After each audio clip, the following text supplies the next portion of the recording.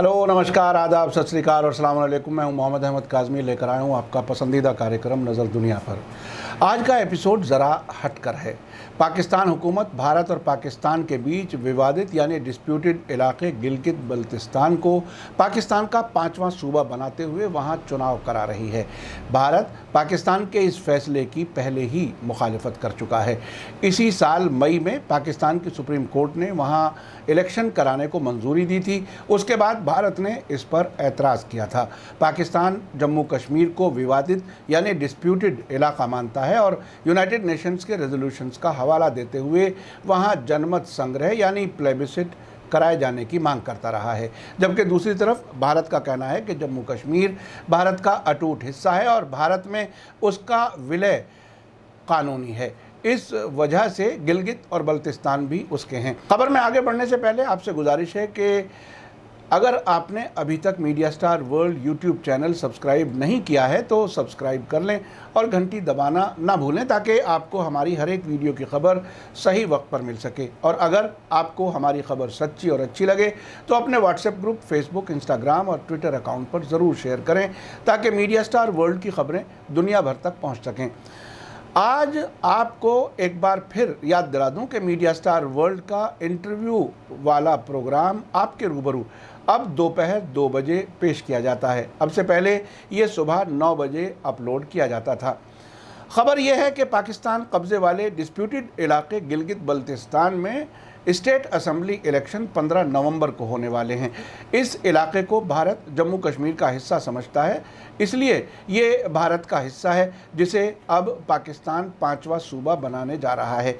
इन elections में 24 सीटों के लिए वोटिंग होगी जो तीसरी गिलगित बल्तिस्तान विधानसभा में शामिल होंगे। ये इलेक्शन 18 अगस्त 2020 को होने वाले थे, लेकिन कोरोना की वजह से जुलाई में इन्हें टाल दिया गया था। इन इलेक्शंस के बारे में पाकिस्तान में काफ़ी गहमा गहमी है। पाकिस्तान के मीडिया और बीबीसी ने खबर दी है कि गिलगित बल्तिस्तान के chief election commissioner Shahbaz Khan ने एक गज़ट नोटिफिकेशन जारी करके पॉलिटिकल पार्टीज़ को पाकिस्तानी फ़ौज के सरबराह और दूसरे फ़ौजी अफसरों की तस्वीरें इलेक्शन कैंपेन के दौरान इस्तेमाल नहीं करने को कहा है। 2 अक्टूबर को caretaker chief minister Mir Afzal ने गिलगित बल्तिस्तान में फ़ौज की मदद के बिना इलेक्शन कराने का ऐलान किया था। गज़ट नोटिफिकेशन के मुताबिक कोई भी political party army chief general Qamar Javed Bajwa और दूसरे फ़ौजी अफसरों की तस्वीरें इलेक्शन कैंपेन में इस्तेमाल नहीं कर सकते।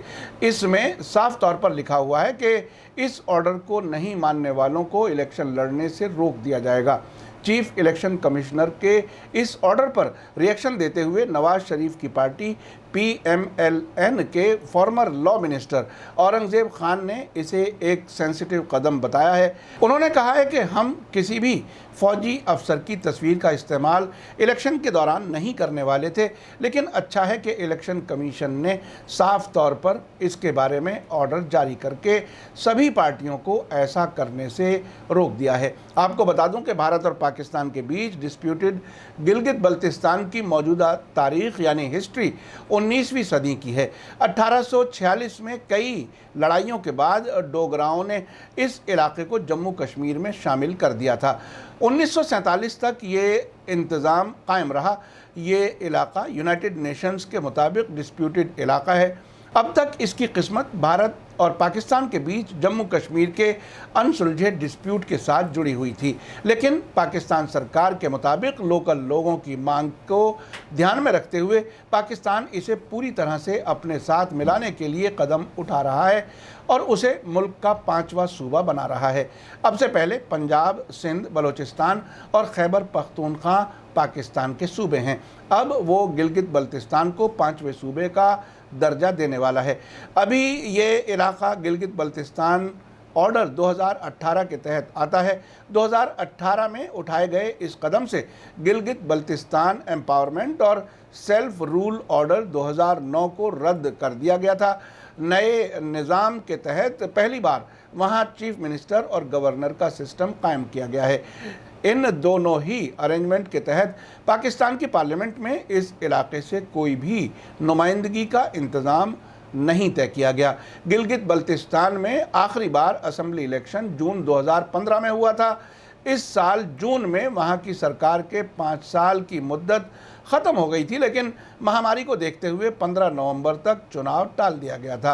अब वहां इलेक्शन होने में 25 दिन बाकी हैं। इमरान खान की तहरीक-ए-इंसाफ, भुट्टो की पाकिस्तान पीपल्स पार्टी और former prime minister Nawaz Sharif की पार्टी PMLN एड़ी चोटी का दम यहाँ के चुनाव में लगाए हुए हैं। इस साल जून तक वहाँ पाकिस्तान मुस्लिम लीग नवाज शरीफ यानी PMLN की सरकार थी, लेकिन अब इलेक्शन तक के लिए केयर टेकर सरकार बनाई गई है। यहाँ करीब 7 लाख से ज़्यादा वोटर हैं। 15 नवंबर को असेंबली की 24 सीटों के लिए इलेक्शन होने वाले हैं। असेंबली में अभी कुल 33 मेंबर हैं, इसमें से 24 सीधे तौर पर चुने जाते हैं। 8 सीटें ख़वातीन यानी महिलाओं के लिए रिज़र्व हैं, जबकि 3 सीटें टेक्नोक्रेट्स के लिए रखी गई हैं। इस बीच गिलगित के फॉर्मर चीफ मिनिस्टर और PMLN के स्टेट प्रेसिडेंट हफीज़ुर रहमान का एक वीडियो अभी सोशल मीडिया पर वायरल हो रहा है, जिसमें उन्हें पार्टी प्रेसिडेंट नवाज शरीफ के साथ बात करते हुए दिखाया गया है, जिसमें वो एक वीडियो लिंक के हवाले से ये कह रहे हैं कि पाकिस्तान की खुफिया एजेंसी जीतने के चांस वाले उम्मीदवारों की इमरान खान की पाकिस्तान तहरीक-ए-इंसाफ यानी PTI पार्टी के लिए सौदेबाजी कर रही है। आपको बता दूं कि 2015 में फ़ौज की देखरेख में आम इलेक्शन हुए थे, जिसमें नवाज शरीफ की पार्टी को साफ तौर पर मेजॉरिटी हासिल हुई थी। कुछ लोगों का कहना है कि उस वक्त के आर्मी चीफ राहील शरीफ और प्राइम मिनिस्टर नवाज शरीफ के बीच अच्छे ताल्लुकात थे। पाकिस्तान के सीनियर जर्नलिस्ट ईमान शाह ने BBC को बताया है कि जियोपॉलिटिकल नज़र से देखें तो गिलगित बल्तिस्तान हमेशा से पाकिस्तान की सिक्योरिटी के लिए अहम रहा है और वहाँ पर मजबूत फ़ौजी मौजूदगी की ज़रूरत रही है। ईमान शाह कहते हैं कि पहाड़ी इलाका होने की वजह से गिलगित बल्तिस्तान तक पहुँच फ़ौज को छोड़कर दूसरों के लिए मुश्किल रही है। फ़ौज की हमेशा से वहाँ बेहतर पहुँच रही है। पॉलिटिकल अवेयरनेस की कमी की वजह से मेन स्ट्रीम लीडर इस इलाके से दूर ही रहे हैं। मुसीबत के वक्त हमेशा वहां लोगों को मदद पहुंचाने की जिम्मेदारी फ़ौज पर छोड़ी जाती रही है, इसीलिए नेचुरल तौर पर वहां के लीडर्स की तरफ से पैदा किए गए पॉलिटिकल वैक्यूम को फ़ौज ही पूरा करती है।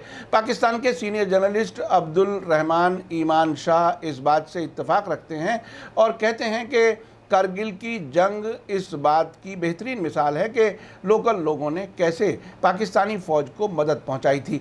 हाल ही में पाकिस्तानी फ़ौज को राजनीति में दखल देने के सवाल पर अपोजिशन पार्टियों की तरफ से नुक्ताचीनी झेलनी पड़ी थी। फ़ौज के ऊपर धांधली से इमरान खान की सरकार को सपोर्ट देने का इल्ज़ाम भी है। BBC का कहना है कि पाकिस्तान में अब से पहले 4 फ़ौजी हुक्मरान रह चुके हैं और नागरिक सरकारों के दौर में भी सरकार और पॉलिसियों पर फ़ौज के असर की बात कोई छुपी हुई नहीं है। हालांकि पहली बार अपोजिशन इस बात पर इतनी खुलकर बोल रही है। नवाज शरीफ ने अपने हालिया स्पीच में कहा है कि पॉलिटिक्स में फ़ौज का दखल कबूल नहीं है और उन्होंने सिक्योरिटी एजेंसियों को मुल्क के कानून दायरे में रहकर काम करने की नसीहत दी है। वहीं दूसरी तरफ बिलावल भुट्टो ने बार बार गिलगित बल्तिस्तान के इलेक्शन में धांधली के बारे में संजीदा नतीजा भुगतने की वार्निंग दी है। पिछले महीने जब आर्मी चीफ कमर जावेद बाजवा ने अपोजिशन की सीक्रेट मीटिंग बुलाई थी, तब गिलगित बल्तिस्तान में फ्री और फेयर इलेक्शन का सवाल उस बैठक के दौरान अपोजिशन की तरफ से मिलकर उठाया गया था। गिलगित बल्तिस्तान पाकिस्तान के कब्ज़े वाले कश्मीर के अंदर एक सेल्फ रूल इलाका है, जिसे पहले नॉर्थ इलाका या शुमाली इलाका जात के नाम से जाना जाता था। इसके बॉर्डर्स वेस्ट में खैबर पख्तूनख्वा से, नॉर्थ में अफ़गानिस्तान के वाखान गलियारे से, नॉर्थ ईस्ट में चीन के शिनजियांग सूबे से, साउथ में पाकिस्तान कब्ज़े वाले कश्मीर और साउथ ईस्ट में भारत के जम्मू कश्मीर से लगता है। गिलगित बल्तिस्तान का कुल इलाका 72,971 स्क्वायर किलोमीटर और तकरीबन आबादी 10 लाख है। इसका एडमिनिस्ट्रेटिव सेंटर गिलगित शहर है, जिसकी आबादी तकरीबन 2.5 लाख है। 1970 में उत्तरी क्षेत्र यानी शुमाली इलाका जात नाम की administrative unit Gilgit agency Ladakh वजारत का बल्तिस्तान ज़िला हुंजा और नगर नाम की रियासतों के मिलने के बाद वजूद में आई थी। पाकिस्तान इस इलाके को डिस्प्यूटेड कश्मीर के इलाके से अलग इलाका मानता है, जबकि भारत और यूरोपीय यूनियन के मुताबिक ये कश्मीर के डिस्प्यूटेड इलाके का ही हिस्सा है। कश्मीर का यह इलाका 1947 के बाद से ही भारत और पाकिस्तान के बीच डिस्प्यूटेड है। आखिर में आपको याद दिला दूं कि इसी साल मई में भारत ने गिलगित बल्तिस्तान में इलेक्शन कराए जाने को मंजूरी देने के पाकिस्तानी सुप्रीम कोर्ट के फैसले पर सख्त ऐतराज़ दर्ज कराया था। ब्रिटेन से आज़ादी से पहले गिलगित बल्तिस्तान जम्मू कश्मीर रियासत का हिस्सा हुआ करता था, लेकिन 1947 के बाद से इस पर पाकिस्तान का कंट्रोल है। पाकिस्तान जम्मू कश्मीर को डिस्प्यूटेड इलाका मानता है और यूनाइटेड नेशंस के रेजोल्यूशन का हवाला देते हुए वहां जनमत संग्रह यानी प्लेबिसिट कराए जाने की मांग करता रहा है। दूसरी तरफ भारत का कहना है कि जम्मू कश्मीर भारत का अटूट हिस्सा है और भारत में उसका शामिल किया जाना कानूनी है। इस वजह से गिलगित और बल्तिस्तान भी उसके हैं। इसलिए जब 30 अप्रैल को पाकिस्तान की सुप्रीम कोर्ट ने वहां इलेक्शन कराने को मंजूरी दी तो भारत नाराज़ हो गया और भारत की फॉरेन मिनिस्ट्री ने इस पर सख्त ऐतराज़ किया। आज हमने कोशिश की है कि भारत और पाकिस्तान के बीच डिस्प्यूटेड इलाके गिलगित बल्तिस्तान के इलेक्शंस के बारे में आपको बाखबर किया जाए। मुझे उम्मीद है आज का एपिसोड आपको पसंद आया होगा। आप इस सिलसिले में कमेंट्स में ज़रूर लिखें। थैंक यू, धन्यवाद, शुक्रिया। जय भारत, जय हिंद।